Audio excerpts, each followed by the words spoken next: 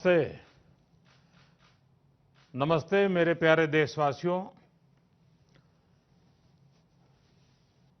Corona वैश्विक महामारी के खिलाफ भारत की लड़ाई बहुत मजबूती के साथ आगे बढ़ रही है। आप सभी देशवासियों की तपस्या, आपके त्याग की वजह से भारत अब तक कोरोना से होने वाले नुकसान को काफी हद तक टालने में सफल रहा है। आप लोगों ने कष्ट सहकर भी अपने देश को बचाया है, हमारे इस भारतवर्ष को बचाया है। मैं जानता हूं आपको कितनी दिक्कतें आई हैं। किसी को खाने की परेशानी, किसी को आने जाने की परेशानी, कोई घर परिवार से दूर है, लेकिन आप देश की खातिर एक अनुशासित सिपाही की तरह अपने कर्तव्य निभा रहे हैं। मैं आप सबको आदरपूर्वक नमन करता हूं। हमारे संविधान में जिस we the people of India, we the people of India की शक्ति की बात कही गई है, यही तो है वो। बाबा साहब डॉक्टर भीमराव अंबेडकर जी की जन्म जयंती पर हम भारत के लोगों की तरफ से अपनी सामूहिक शक्ति का ये प्रदर्शन, ये संकल्प बाबा साहब को सच्ची श्रद्धांजलि है। बाबा साहब का जीवन हमें हर चुनौती को अपनी संकल्प शक्ति और परिश्रम के बलबूते पर पार करने की निरंतर प्रेरणा देता है। मैं सभी देशवासियों की तरफ से बाबा साहब को नमन करता हूं। साथियों, ये देश के अलग अलग हिस्सों में अलग अलग त्योहारों का भी समय है, और वैसे भी भारत तो उत्सवों से भरा रहता है, उत्सवों से हरा रहता है, उत्सवों के बीच खिलखिलाता रहता है। बैसाखी, पोहेला बैशाख, पुथांडू, बोहाग बिहू, विशु के साथ अनेक राज्यों में नए वर्ष की शुरुआत हुई है। लॉकडाउन के इन बंधनों के बीच मैं देश के लोग जिस तरह नियमों का पालन कर रहे हैं, जितने संयम से अपने घरों में रहकर त्योहार बड़ी सादगीपूर्ण तरीके से मना रहे हैं, ये सारी बातें बहुत ही प्रेरक हैं, बहुत ही प्रशंसनीय है। मैं नए वर्ष पर आपके परिवारजन के उत्तम स्वास्थ्य की मंगल कामना करता हूं। साथियों, आज पूरे विश्व में कोरोना वैश्विक महामारी की जो स्थिति है, हम सब उसे भलीभांति परिचित हैं। अन्य देशों के मुकाबले भारत ने कैसे अपने यहां संक्रमण को रोकने के प्रयास किए, आप इसके सहभागी भी रहे हैं और साक्षी भी। जब हमारे यहां कोरोना का एक भी केस नहीं था, उससे पहले ही भारत ने कोरोना प्रभावित देशों से आने वाले यात्रियों की एयरपोर्ट पर स्क्रीनिंग शुरू कर दी थी। कोरोना के मरीज 100 तक पहुंचे, उससे पहले ही भारत ने विदेश से आए हर यात्री के लिए 14 दिन का आइसोलेशन अनिवार्य कर दिया था।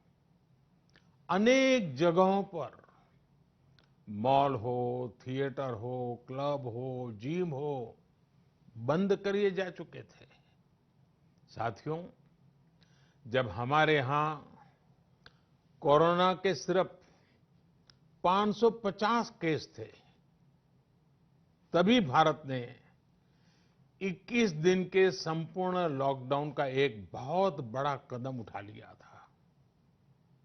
भारत ने समस्या बढ़ने का इंतजार नहीं किया, बल्कि जैसे ही समस्या दिखी, उसे तेजी से फैसले लेकर उसी समय रोकने का भरसक प्रयास किया।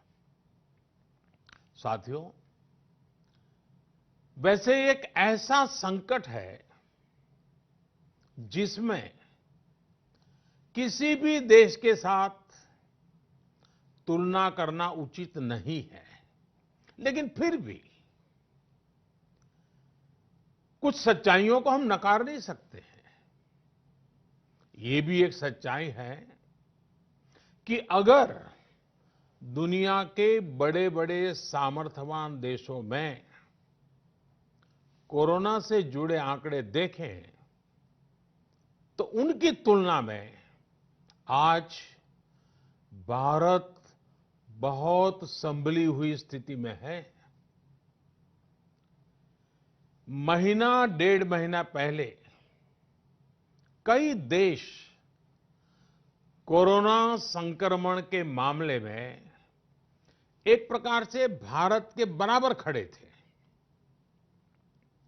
आज उन देशों में भारत की तुलना में कोरोना के केसेस 25 से 30 गुना ज्यादा बढ़ गए हैं। उन देशों में हजारों लोगों की दुखद मृत्यु हो चुकी है। भारत ने होलिस्टिक अप्रोच न अपनाई होती, इंटीग्रेटेड अप्रोच न अपनाई होती, समय पर तेज फैसले न लिए होते, तो आज भारत की स्थिति क्या होती, इसकी कल्पना करते ही रुएं खड़े हो जाते हैं। लेकिन बीते दिनों के अनुभवों से ये साफ है कि हमने जो रास्ता चुना है, आज की स्थिति में वही हमारे लिए सही है। सोशल डिस्टेंसिंग और लॉकडाउन का बहुत बड़ा लाभ देश को मिला है।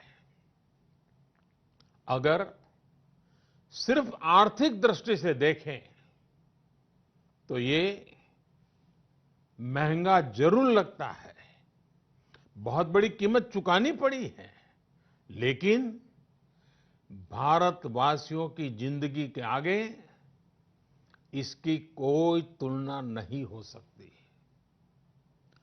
सीमित संसाधनों के बीच भारत जिस मार्ग पर चला है, उस मार्ग की चर्चा आज दुनिया भर में होना बहुत स्वाभाविक है।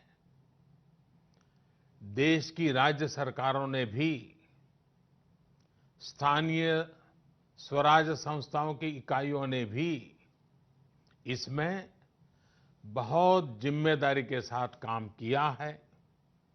चौबीसों घंटे हर किसी ने अपना जीमा संभालने के लिए प्रयास किया है और हालत को संभाला भी है। लेकिन साथियों, इन सब प्रयासों के बीच कोरोना जिस तरह फैल रहा है, उसने विश्व भर में हेल्थ एक्सपर्ट्स को और सरकारों को और ज्यादा सतर्क कर दिया है। भारत में भी कोरोना के खिलाफ लड़ाई अब आगे कैसे बढ़े, हम विजयी कैसे हो, हमारे यहां नुकसान कम से कम कैसे हो, लोगों की दिक्कतें कम कैसे करें, इन बातों को लेकर राज्यों के साथ निरंतर चर्चाएं की है। और इन सभी चर्चाओं में से एक बात उभर करके आती है, हर किसी का यही सुझाव आता है, नागरिकों की तरफ से भी यही सुझाव आता है कि लॉकडाउन को बढ़ाया जाए। कई राज्य तो पहले से ही लॉकडाउन को बढ़ाने का फैसला कर चुके हैं। साथियों, सारे सुझावों को ध्यान में रखते हुए ये तय किया गया है कि भारत में लॉकडाउन को अब 3 मई तक और बढ़ाना पड़ेगा। यानी 3 मई तक हम सभी को, हर देशवासी को लॉकडाउन में ही रहना होगा। इस दौरान हमें अनुशासन का उसी तरह पालन करना है जैसे हम करते आ रहे हैं। मेरी सभी देशवासियों से ये प्रार्थना है कि अब कोरोना को हमें किसी भी कीमत पर नए क्षेत्रों में फैलने नहीं देना है। स्थानीय स्तर पर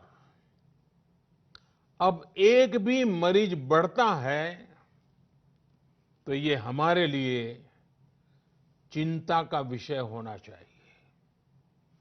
कहीं पर भी कोरोना से एक भी मरीज की दुखद मृत्यु होती है तो हमारी चिंता और बढ़नी चाहिए। और इसलिए हमें हॉटस्पॉट्स को इंगित करके पहले से भी ज्यादा, बहुत ज्यादा सतर्कता बरतनी ही होगी। जिन स्थानों के हॉटस्पॉट में बदलने की आशंका है, उस पर भी हमें कड़ी नजर रखनी होगी, कठोर कदम उठाने होंगे। नए हॉटस्पॉट्स का बनना हमारे परिश्रम और हमारी तपस्या को और चुनौती देगा, नए संकट पैदा करेगा। इसलिए अगले एक सप्ताह में कोरोना के खिलाफ लड़ाई में कठोरता और ज्यादा बढ़ाई जाएगी। 20 अप्रैल तक हर कस्बे, हर थाने, हर जिले, हर राज्य को बड़ी बारीकी से परखा जाएगा। वहां लॉकडाउन का कितना पालन हो रहा है, उस क्षेत्र ने कोरोना से खुद को कितना बचाया है, इसका मूल्यांकन लगातार किया जाएगा। जो क्षेत्र इस अग्नि परीक्षा में सफल होंगे, जो अपने यहां हॉटस्पॉट नहीं बढ़ने देंगे और जिनके हॉटस्पॉट में बदलने की आशंका भी कम होगी, वहां पर 20 अप्रैल से कुछ जरूरी गतिविधियों की अनुमति, छूटछाट दी जा सकती है। लेकिन याद रखिए, ये अनुमति सशर्त होगी। बाहर निकलने के नियम बहुत सख्त होंगे। लॉकडाउन के नियम अगर टूटते हैं और कोरोना का पैर हमारे इलाके में पड़ता है, तो सारी अनुमति तुरंत वापस ले ली जाएगी। और इसलिए न खुद कोई लापरवाही करनी है और न ही किसी और को लापरवाही करने देना है। मेरे देशवासियों, कल इस बारे में सरकार की तरफ से एक विस्तृत गाइडलाइन जारी की जाएगी। साथियों, 20 अप्रैल से चिन्हित क्षेत्रों में इस सीमित छूट का प्रावधान हमारे गरीब भाई बहनों की आजीविका को ध्यान में रखते हुए किया गया है। जो रोज कमाते हैं, रोज की कमाई से अपनी जरूरतें पूरी करते हैं, वही मेरा एक बृहद परिवार है। मेरी सर्वोच्च प्राथमिकताओं में एक, इनके जीवन में आई मुश्किल को कम करना है। प्रधानमंत्री गरीब कल्याण योजना के माध्यम से सरकार ने उनकी मदद करने का हर संभव प्रयास किया है। अब नई गाइडलाइंस बनाते समय भी उनके हितों का पूरा ध्यान रखा गया है। इस समय रबी फसल की कटाई का काम भी जारी है। केंद्र सरकार और राज्य सरकारें मिलकर प्रयास कर रही हैं कि किसानों को कम से कम दिक्कत हो। साथियों, देश में दवा से लेकर के राशन तक पर्याप्त भंडार है। सप्लाई चेन की बाधाएं लगातार दूर की जा रही है। हेल्थ इंफ्रास्ट्रक्चर के मोर्चे पर भी हम तेजी से आगे बढ़ रहे हैं। जहां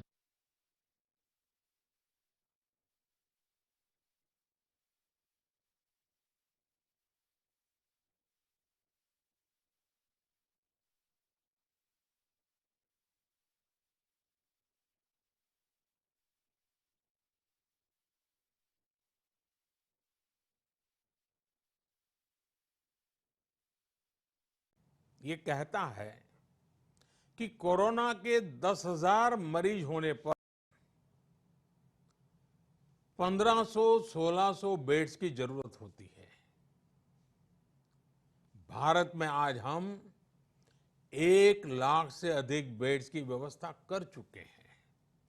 इतना ही नहीं, 600 से भी अधिक ऐसे अस्पताल हैं जो सिर्फ कोविड के इलाज के लिए काम कर रहे हैं। इन सुविधाओं को और तेजी से बढ़ाया जा रहा है। साथियों, आज भारत के पास भले सीमित संसाधन हो, लेकिन मेरा भारत के युवा वैज्ञानिकों से विशेष आग्रह है कि विश्व कल्याण के लिए मानव कल्याण के लिए। मेरे नौजवान साथियों, आप आगे आए। कोरोना की वैक्सीन बनाने का मेरे देश के नौजवान, मेरे देश के वैज्ञानिक बेड़ा उठाएं। साथियों, हम धैर्य बनाकर रखेंगे, नियमों का पालन करेंगे, तो कोरोना जैसी महामारी को भी परास्त करके ही रहेंगे। इसी विश्वास के साथ मेरी बात समाप्त करने से पहले मैं आपका साथ मांग रहा हूं। 7 बातों में आपका साथ। पहली बात, अपने घर के बुजुर्गों का विशेष ध्यान रखें। विशेषकर ऐसे व्यक्ति जिन्हें पुरानी बीमारी हो, उनकी हमें एक्स्ट्रा केयर करनी है। उन्हें कोरोना से बहुत बचाकर रखना है। दूसरी बात, लॉकडाउन और सोशल डिस्टेंसिंग की लक्ष्मण रेखा का पूरी तरह पालन करें। घर में बने फेस कवर या मास्क का, और वो भी घर में बने हुए, उनका अनिवार्य रूप से उपयोग करें। तीसरी बात, अपनी इम्यूनिटी बढ़ाने के लिए आयुष मंत्रालय द्वारा जो निर्देश दिए गए हैं, उसका अगर हम पालन करें, गर्म पानी है, काढ़ा है, इनका निरंतर सेवन करें। चौथी बात, कोरोना संक्रमण का फैलाव रोकने में मदद करने के लिए आरोग्य सेतु मोबाइल ऐप,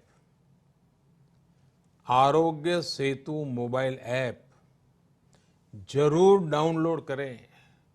दूसरों को भी इस ऐप को डाउनलोड करने के लिए प्रेरित करें। पांचवी बात, जितना हो सके उतने गरीब परिवार की देखरेख करें, उनके भोजन की आवश्यकता पूरी करें।